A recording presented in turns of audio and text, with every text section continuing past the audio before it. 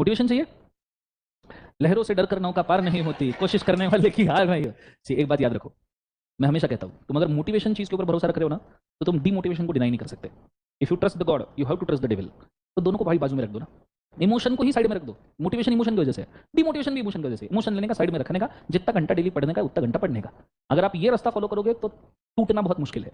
लेकिन आप ये इमोशन में ही रहोगे कि मेरे को मोटिवेशन चाहिए या मैं डीमोटिवेट हो रहा हूं, तो फिर इमोशन का खिलवाड़ है, पूरी जिंदगी इमोशन का खिलवाड़ है। बचता क्या है फिर?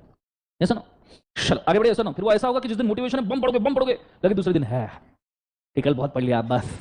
ठीक है, this should not happen. Everyday consistent पढ़ाई हो या ना हो, stick to the plan. That is the only way out of CA. Only way out of CA, stick to the plan. नहीं तो होगा क्या, एक दिन तुम मोटिवेशनल लेक्चर से भी बोर हो जाओगे। वो तुम्हारी सिचुएशन लेवल आ जाएगी कि 4-5 मोटिवेशनल लेक्चर देखोगे, छठवें दिन मोटिवेशनल लेक्चर भी काम करना बंद करेगा। See it's like antibiotic.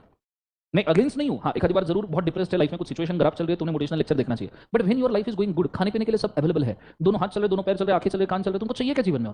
If everything is working properly and you have all the resources, still you require some motivation, that is a questionable thing ना। जैसा ना, हाँ जो डिप्रेशन में, घर पे कोई प्रॉब्लम चल रहा है, इम्बैलेंस है इमोशनली, उसने देखा मोटिवेशन समझ में आता है, उनके लिए चाहिए भी।